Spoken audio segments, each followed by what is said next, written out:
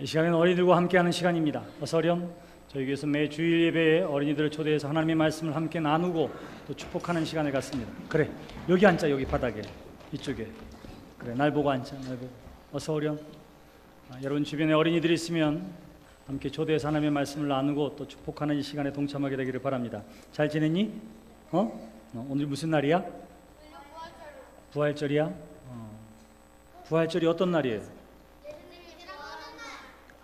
계란 먹는 날? 계란도 먹는 날이기도 해요. 근데 예수님께서 주일 아침에 우리 가운데에 부활하셨습니다. 죽음에서 부활하시고, 그리고 그 부활하신 모습을 처음에 누구에게 나타내 보이시느냐 하면 무덤에 방문한 사람들에게 보여줘요. 그랬더니 막달라 마리아와 또 다른 마리아와 여인들이 예수님 묻힌 무덤에 갔는데, 그곳에 보니까 무덤 문이 열리고 그 안에는 예수님의 시체가 없었어요. 빈 무덤만 보게 된 겁니다. 그리고는 깜짝 놀라서 어찌된 일인가 했을 때에 천사가 예수님께서 부활하셨다고 알려주시고, 그리고는 그 소식을 전하기 위해 달려갈 때에 정말로 육신으로 부활하신 예수님께서 이 여인들을 만나주신 내용이 성경책에 기록되어져 있습니다. 여러분, 우리가 여기 여러분들에게 뭔가 보여주려고 가지고 왔어요. 이게 뭐지?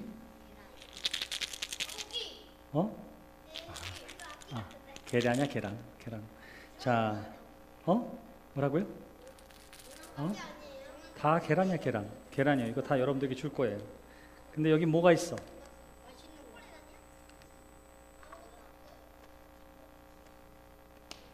누구 줄까? 태연이 줄까? 네 사람만 나와. 네 사람. 딱 네 개였어. 이게 담겨져 있었던 거야, 글쎄. 그래. 자, 다른 것도 마찬가지예요. 자, 그런데 봐봐. 어떻게 된다고? 무슨 무덤이었다고?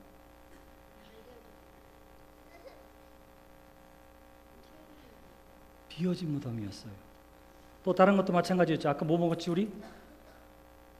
여기는 뭐가 들었을까? 껌?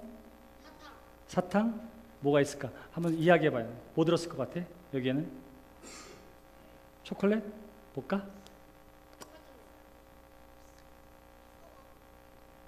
뭐가 있어?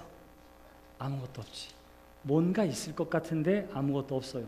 소리는 난 것 같은데 아무것도 없어요. 도대체 이유가 뭘까? 뚜껑 안에 아무것도 없는데? 사실은 여기서 소리 난 거였어.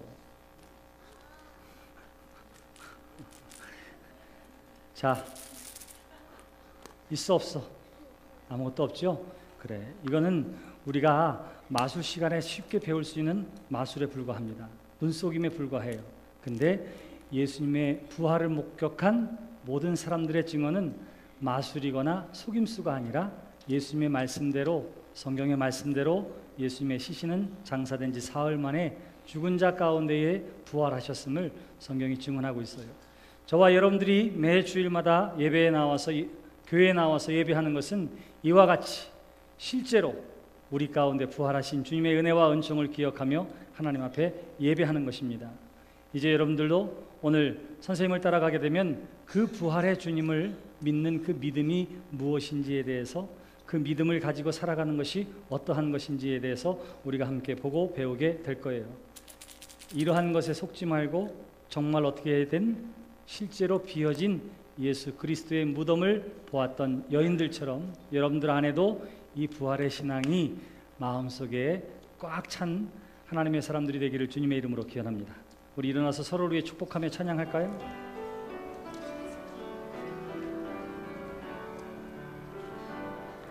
당신은 사랑받기 위해 태어난 사람, 당신의 삶 속에서 그 사랑받고 있지요. 당신은 사랑받기 위해 태어난 사람, 당신의 삶 속에서 그 사랑받고 있지요. 당신은 사랑받기 위해 태어난 사람, 지금도 그 사랑 받고 있지요. 당신은 사랑받기 위해 태어난 사람, 지금도 그 사랑 받고 있지요. 그래, 선생님들하고 다음 주에 만나자. 오늘 우리에게 주시는 하나님의 말씀은 신약성경 고린도전서 15장 55절로 58절까지 있는 말씀입니다.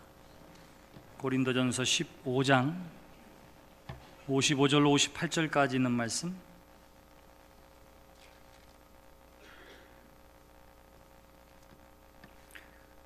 사망아, 너의 승리가 어디 있느냐?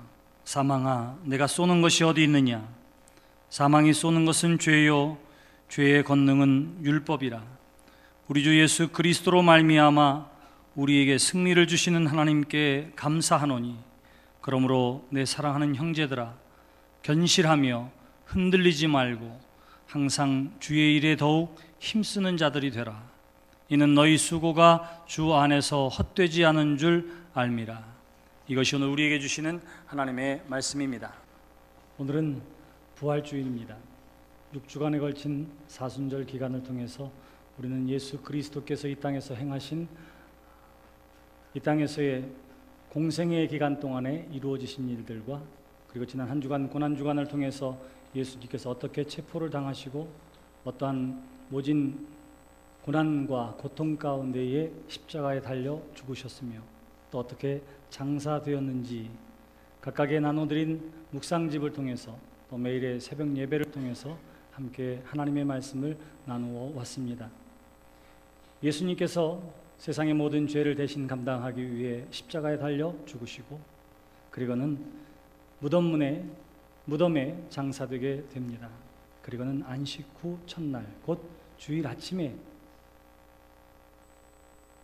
예수님의 무덤을 방문하기 위해 달려온 여인들을 통해서 처음 부활하신 예수님이 목격되어지는 내용이 성경에 나와 있습니다. 여인들이 가까이 왔을 때에 갑자기 큰 지진이 일어나게 되고요, 주의 천사가 하늘로부터 내려와서 무덤을 크게 막고 있던 돌을 옆으로 돌려놓게 됩니다. 그리고는 그 안을 보여주었는데 그 안에 예수님의 시신이 있어야 할 그곳이 빈 무덤이었습니다. 깜짝 놀란 여인들에게 천사가 이야기합니다. 너희들이 예수님을 뵈러 온 줄 안다. 그러나 이 예수는 그분의 말씀 그대로 장사한 지 사흘 만에 부활하셨다고 하는 복된 소식을 여인들에게 전해주게 되는 것이지요. 복된 소식을 들은 여인들은 큰 두려움과 또 하나의 큰 기쁨을 가지고 이 소식을 제자들에게 알리기 위해 무덤에서 뛰쳐나아가게 됩니다. 그때에 무덤 근처에서 육신으로 부활하신 예수님을 만나게 됩니다. 그리고는 예수님께서 하신 첫 번째 말씀, 너희가 평안하뇨. 예수님께서 그렇게 말씀하십니다. 평안하뇨라고 하는 말에는 본래 헬라어 말은 기뻐한다, 이런 뜻을 가지고 있습니다. 부활의 주님이 두려움과 떨림 가운데 있는 사람들에게 말씀하시기를 평안하뇨, 기쁨이 있느냐, 기뻐하라, 이렇게 이야기를 하고 있는 거예요. 이 말씀은 동일하게 엠마오로 가는 두 제자에게도 동일하게 말씀하십니다. 또한 갈릴리 호숫가에서 어부잡이로 인생을 살기로 작정한 제자들이 밤이 맞도록 그물을 내렸지만 한 마리도 잡지 못하게 되었을 때에 그물 우편에 그물을 던지라 하고 그물이 찢어질 만큼 큰 수확을 얻었을 때에도 부활의 주님 그들에게 말씀하십니다. 평안하뇨. 그렇게 이야기하는 거예요. 사랑하는 성도 여러분, 부활의 주님이 우리에게 기대하는 평안 있는 삶이 되시기를 주님의 이름으로 축원합니다. 누구 때문에 평안해요? 부활의 주님 때문에. 사랑하는 성도 여러분, 예수님께서 부활하셔서 기뻐하라 하신 그 기쁨이 우리의 삶 가운데 넘쳐나게 되기를 주님의 이름으로 축원합니다. 무엇 때문에 기뻐할 수 있습니까? 바로 부활의 주님 때문에. 세상에는 두 가지의 승리가 기록되어져 있습니다. 첫 번째 승리는 빌라도의 승리입니다. 대제사장의 승리입니다. 서기관의 승리입니다. 바리새인의 승리입니다. 온 군중들의 승리가 성경책에 기록되어져 있습니다. 이거는 세상의 승리였어요. 내가 계획하고 뜻한 일이 하나하나 이루어지는 승리였습니다. 성경은 여러 차례에 걸쳐서 대제사장들과 서기관들이 의논합니다. 어떻게 하면 예수를 죽일까 저들이 서로 의논하더니 하는 말씀이 5번 이상 나와요. 그리고는 어떻게 합니까? 그리고는 유다의 배반을 앞세워서 잡아다가 그리고는 빌라도의 재판과 군중들의 선동을 통해서 결국은 예수를 십자가에 못 박아 죽게 하는 것이지요. 의도대로 되었습니다. 의도대로 그들은 승리했습니다. 빌라도도 그의 사망 선고를 통해서 승리한 것처럼 보였고 대제사장들도 승리한 것처럼 보였고 서기관과 백성들도 승리의 축배를 들었을지 몰라요. 그렇습니다. 세상이 전하는 승리가 있습니다. 또 다른 승리가 있습니다. 그것은 전혀 패배한 것처럼 보이고 죽은 것처럼 보이고 끝장난 것처럼 보이고 그래서 가장 가까이에 있었던 사람들조차도 저 사람에게는 소망이 없구나 다 버리고 떠났지만 그리고는 세상의 방식대로 패배의 방식을 택한 것 같지만 그러나 다시 사망 권세를 이기시고 승리하신 부활의 주님의 승리가 성경에 기록되어져 있는 것이지요. 애통하는 승리가 있는가 하면 평안과 기쁨의 승리가 있음을 성경이 이야기하고 있는 것입니다. 저와 여러분들은 어디에 속하느냐 하면 사망 권세를 이기시고 부활하신 예수님의 승리에 동참하는 하나님의 사람들이 되시기를 주님의 이름으로 축원합니다. 부활의 이 아침에 하나님께서 우리에게 기대하시는 것이 있다면 저와 여러분 모두가 다 부활의 신앙으로 거듭나 부활의 신앙으로 이 땅을 살기를 주님께서 기대하시는 줄 믿습니다. 사도 바울은 고린도 교회를 바라보면서 고린도 교회 안에 만연되어 있는 많은 문제들과 죄와 허물들과 연약함을 바라보면서 그들을 가르치기 위해 편지를 보냅니다. 그럼에도 불구하고 큰 변화가 있지 않아요. 때로는 낙심하는 사람도 있고 절망하는 사람도 있고 슬픔 가운데 헤어나오지 못하는 사람들도 있었습니다. 그때에 주님께서 어떻게 하십니까? 저들을 향해서 주시는 말씀이 바로 오늘 우리가 함께 읽은 본문 말씀이기도 한 것입니다. 믿는 사람들이 어떻게 변화되어질지, 죽음을 정복하는 승리가 무엇인지 그 예로 예수 그리스도의 십자가의 부활을 이야기하면서 찬양하고 노래하는 내용이 55절 이하의 내용입니다. 사망아 너의 승리가 어디 있느냐? 사망아 내가 쏘는 것이 어디 있느냐? 사망이 쏘는 것은 죄요 죄의 권능은 율법이라. 그렇게 이야기합니다. 여러분, 여기 있는 사망은 삶의 한 복판에 있는 악의 세력을 의미합니다. 빈곤의 악의 세력은 경제적인 문제일 수도 있어요. 우리의 삶의 어려운 악의 문제가 우리의 삶의 중심에 자리할 수 있습니다. 그러나 사랑하는 성도 여러분, 그 아래 세력이 죽음이 결코 하나님의 사람을 해할 수 없으며 넘어뜨릴 수 없다고 하는 사실을 오늘의 말씀을 통해서 함께 믿고 체험하는 이 아침이 되시기를 주님의 이름으로 축원합니다. 그러하기 때문에 바울은 저와 여러분들로 하여금 이 시대의 부활의 신앙으로 살아갈 것을 고린도 교회에 그리고 저와 여러분들에게 우리 교회에 선포해 주시는 줄 믿습니다. 여러분, 그렇다면 부활의 신앙을 뭐라고 이야기할 수 있겠습니까? 여러분, 부활의 신앙이라고 하는 것은 변화의 깨달음이라 이렇게 이야기할 수 있어요.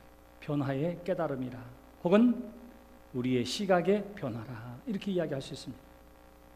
여러분, 요즘 우리가 좋은 소식을 듣는 것은 아니에요. 가정에서는 아버지가 혹은 부모가 자녀를 학대하는 이야기들이 우리가 심심치 않게 언론을 통해서 듣게 됩니다. 학교에서는 선생님이 아이들을 때렸느니 어쩌느니 하는 것 때문에 교권은 땅에 떨어지고 그리고는 소명을 가지고 열심으로 아이들을 내 아이들처럼 가르쳤던 선생님들의 어깨를 얼마나 무겁게 짓누르는지 몰라요. 또한 나라는 어떻습니까? 또한 이 세계는 어떻습니까? 계속되어지는 소식들은 끔찍한 질병의 문제, 전염병의 문제, 더 나아가서 매주마다 해외 토픽을 장식하는 테러의 문제들이 계속해서 발생하고 있는 것을 보게 됩니다. 평화롭고 은혜 가운데 살아야 할 이 세상에 진정한 평화는 없는 것처럼 보이고 마치 악의 세력이 승리하는 것처럼 여전히 테러를 일으키고자 하는 사람은 쉴 새 없이 테러를 일으키고 있는 것이지요. 그러면 여러분 어떻습니까? 바로 이러한 시대에 부활의 신앙으로 살아간다 하는 것이 어떠한 의미를 우리에게 가져다 줄까요? 여러분, 이러한 문제가 오늘 우리의 문제만이 아니라 이 시대의 문제만이 아니라 예수님 시대에도 마찬가지였습니다. 예수님 시대에도 불의는 있었고요. 예수님 시대에도 악은 득세했고요. 예수님 시대에도 의 가운데 핍박당하고 고난당하는 사람들이 있었던 거예요. 그런데 예수님께서는 그것을 바라보라고 이야기하지 않습니다. 무엇을 바라보라고 하느냐 하면 믿음의 주여 온전케 하시는 이인 예수 그리스도 부활의 주님을 바라보라고 저와 여러분들에게 선포해 주시는 줄 믿습니다. 제자들이 예수님을 보고 따라다녔어요. 예수님이 십자가에 달려 죽으셨을 때에 그들은 낙심과 절망 가운데 고향길로 향하게 됩니다. 부활의 주님이 그들에게 나타나십니다. 평안하뇨 물으시고 부활의 주님이 힘겹고 낙심과 절망 가운데 고개를 떨구고 어깨를 늘어뜨리고 터덜터덜 걸어가던 그 제자들의 눈을 들어서 누구를 보게 하셨느냐 하면 낙심하고 절망할 수밖에 없는 환경이 아니라 부활의 주님과 눈 맞추는 삶을 살라고 저들을 불러주시고 있는 거예요. 사랑하는 성도 여러분, 이 아침에 우리의 삶이 어렵고 여전히 문제 가운데 있다 하더라도 우리의 눈을 들어서 사망 권세를 이기시고 죽음의 세력을 물리치고 승리하시는 부활의 주님을 바라보는 믿음의 눈을 갖게 되시기를 주님의 이름으로 축원합니다. 우리에겐 여전히 소망이 있고 여전히 희망이 있음은 부활의 주님이 우리와 더불어 함께해 주시기 때문이지요. 예수님께서 살아계실 때에도 요한복음 8장에 보면 이러한 이야기가 나와 있습니다. 서기관과 바리새인들이 어떻게 하면 예수를 죽일까 의논하고는 그들이 꾸민 일이 있었습니다. 그것은 뭐냐 하면 현장에서 가늠하다 잡힌 한 여인을 예수님께 데리고 옵니다. 많은 군중들이 함께 왔습니다. 그리고는 예수님께 묻는 거예요. 예수님, 모세의 율법에 의하면 이러한 여인은 돌로 쳐 죽이라고 했는데 우리가 어떻게 할까요? 이렇게 묻습니다. 성경은 분명히 예수님을 시험하려고 물었다 그렇게 이야기해요. 예수님을 트집 잡으려고 물었다 이렇게 이야기합니다. 자, 예수님의 대답은 죽여라 살려라 둘 중에 하나일 거예요. 근데 보세요. 율법대로 그래 그 율법대로 그리하라 하면은 뭐예요? 원수까지도 사랑하라고 하는 사랑의 말씀, 자신이 선포한 그 말씀을 스스로가 깨뜨리는 것이 됩니다. 그렇다고 해서 죽이지 말라 그러면 어떻게 되는 거예요? 스스로가 하나님의 율법을 깨뜨리는 것이 됩니다. 많은 사람들이 예수님이 뭐라고 이야기하나 살펴보고 있습니다. 그때 예수님께서 어떻게 하셨지요? 흥분해 있는 군중들 앞에서 어떻게 하십니까? 가만히 땅에 기대 무릎을 꿇고 땅에 뭔가 쓰셨어요. 뭔지는 몰라요. 그리고는 일어나셔서 말씀하십니다. 뭐라고 말씀하시지요? 너희 중에 죄 없는 자가 먼저 돌로 치라. 여러분 기억하세요. 모든 군중과 서기관과 바리새인들의 눈은 지금 어디에 집중되어 있느냐 하면 죄 많은 여인에게 집중되어 있습니다. 그들의 눈은 어디에 집중되어 있느냐 하면 모세의 율법에 집중되어 있습니다. 그들의 눈은 어디에 집중되어 있느냐 하면 나와 뜻을 같이 하고 돌을 들고 서 있는 군중들과 눈을 맞추고 있었습니다. 그때 예수님께서 보라고 한 것은 여인도 아니요 율법도 아니요 함께 서 있는 사람들도 아니요 그 눈을 너 자신에게 돌리라고 예수님께서 말씀하고 있는 거예요. 시각의 변화가 필요합니다. 우리의 삶의 변화가 필요함을 예수님께서 말씀하고 있는 거예요. 살아있을 때에 그렇게 말씀하신 예수님께서 부활을 통해서 저 죽음의 십자가만 바라보지 말고 그것 때문에 눈물 흘리며 아파하지 말고 이제는 부활의 능력 예수 그리스도를 믿음의 눈으로 바라보라고 저와 여러분들에게 정하시는 줄 믿습니다. 이것이 바로 이러한 변화가 우리가 가져야 할 부활의 신앙이 되어지는 것입니다. 나는 죄인입니다. 나는 연약합니다. 예수님 믿는다고 하는데도 내 모습은 이것밖에 되지 않습니다. 그래요.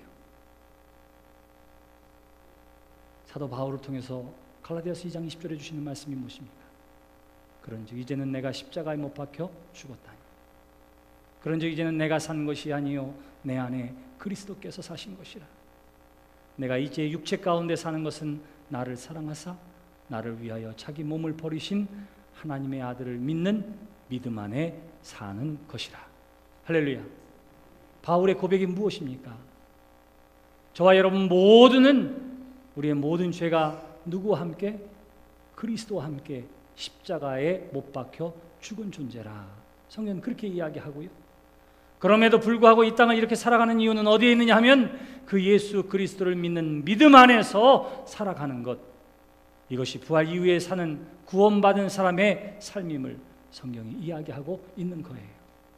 그러므로 사랑하는 성도 여러분, 여러분들의 연약함과 나약함과 허물을 바라보며 진실로 회개하지만, 그러나 그런 우리와 더불어 함께 하시는 예수를 믿고 바라보는 믿음의 소망으로 다시금 힘차게 여러분들의 자리에서 일어나게 되기를 주님의 이름으로 축원합니다.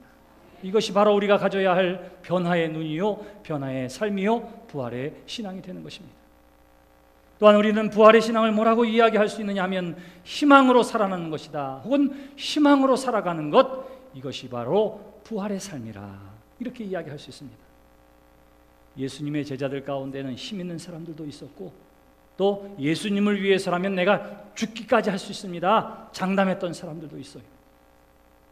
그러나 예수님께서 겟세마네 동산에서 유다를 제외한 11명의 제자를 데리고 갔다가 기도가 끝난 후에 제자들을 깨우면서 말씀하십니다. 일어나 함께 가자. 이제 나를 팔러 오는 자가 왔도다 말씀하세요. 그 말씀이 마치자마자 어떻게 됩니까? 대제사장의 종들과 그리고 유다가 몽치와 칼을 들고는 예수를 잡으러 온 거예요. 바로 그때 어떻게 하느냐 하면 성경은 이렇게 이야기합니다. 벌써 그들이 온 것을 보고는 어떻게 하느냐 하면 이 11명의 제자들이 다 한 사람도 남김없이 모두가 다 예수님을 버리고 도망했다. 성경은 그렇게 이야기해요. 마가복음에는 산에 철야하러 올라갔으니까 그냥 가지를 않았어요. 추울 걸 예상한 한 제자가 있었는데 혼이불을 덮고 갔습니다. 혼이불을 덮고 갔어요.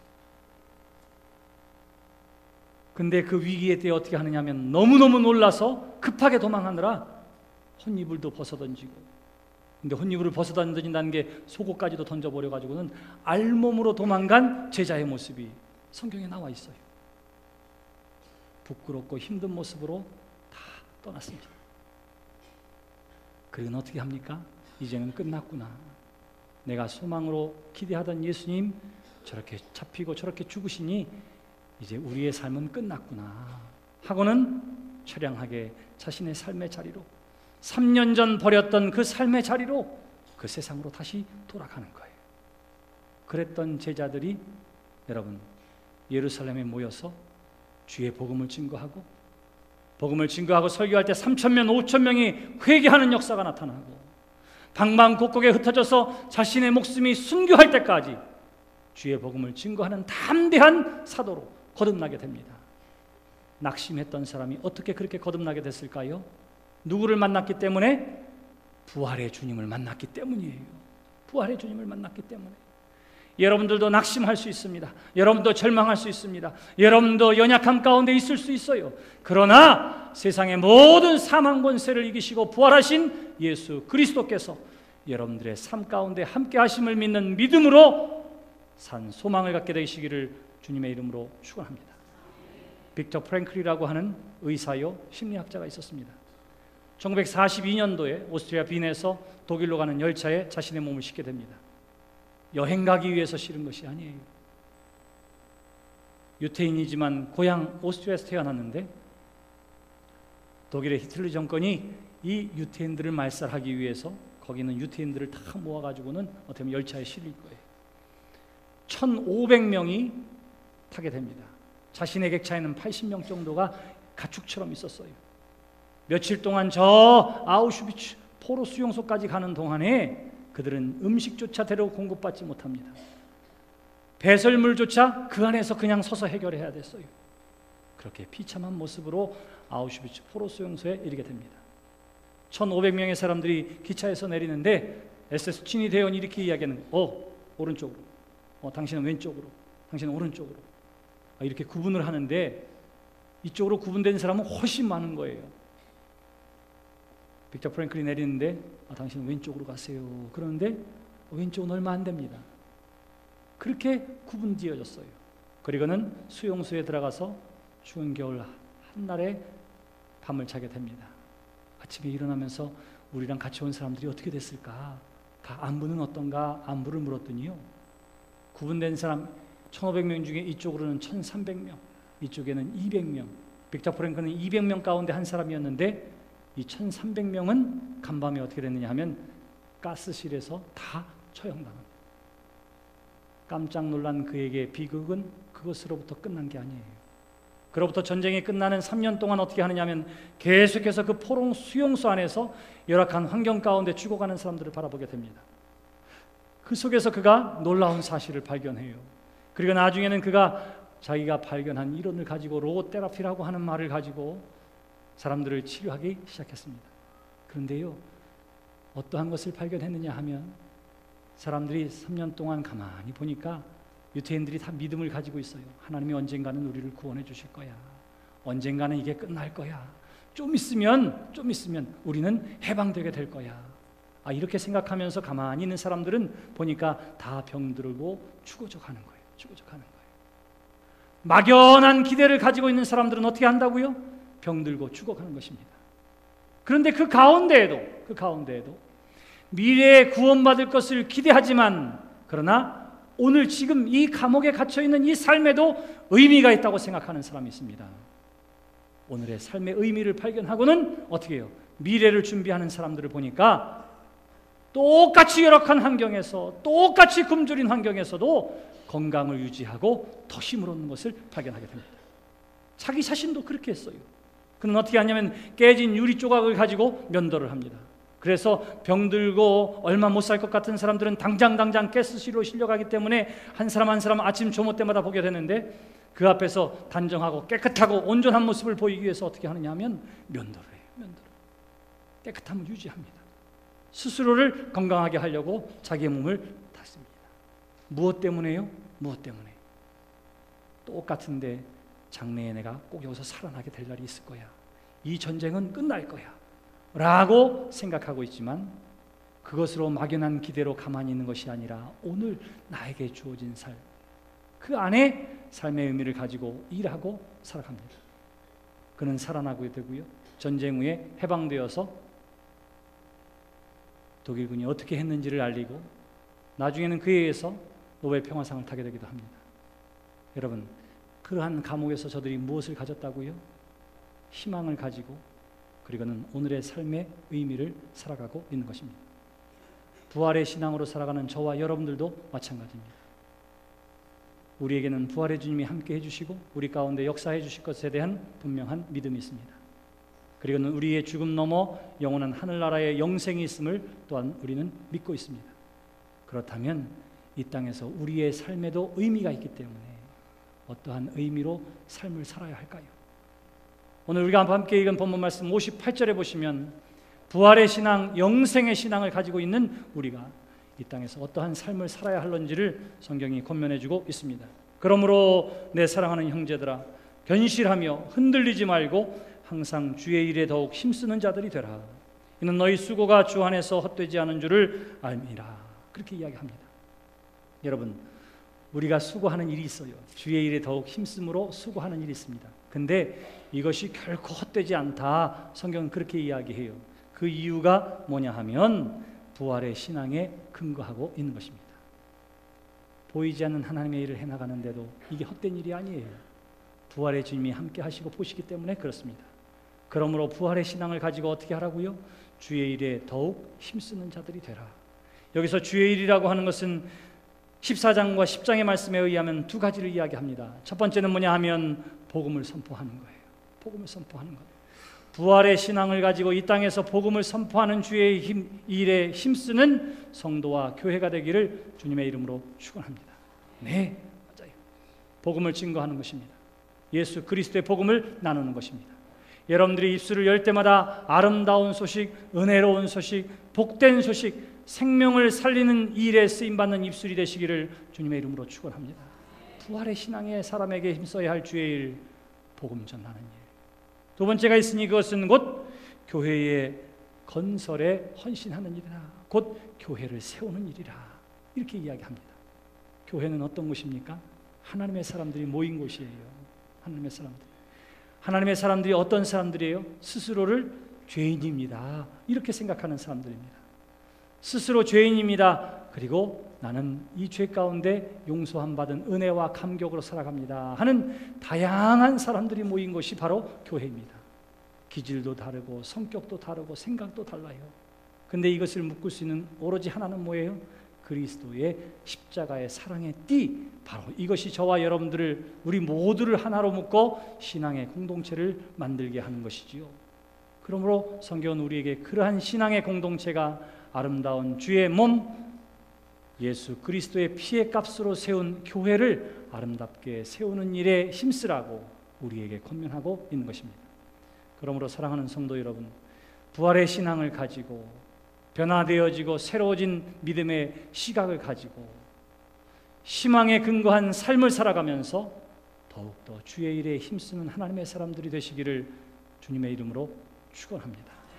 저와 여러분들의 삶을 통해서 우리 교회가 이 부활의 신앙을 가지고 복음 증거하는 일과 이 땅의 교회를 아름답게 세우는 일에 힘쓰게 될 때에 내가 세상 끝날까지 너희와 함께 하겠다고 약속하신 부활의 주님의 은혜와 은총이 우리의 삶 가운데 매 순간순간의 시간 가운데 경험되어지고 체험되어질 줄 믿습니다. 그 간증의 사람 되시기를 주님의 이름으로 축원합니다. 기도합시다.